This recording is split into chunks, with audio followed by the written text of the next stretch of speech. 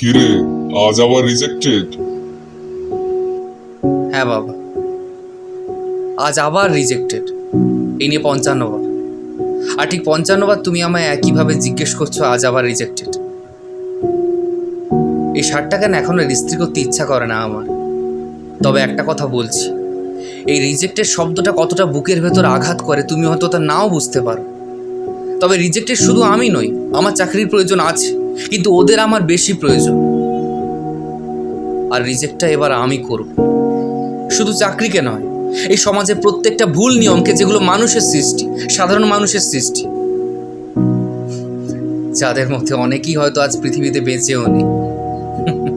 হাস্যকর। অনেক চললাম ভুল পথে, এবার নিজের পথটা আমি নিজেই ঠিক করে নেব বলে রাখলাম।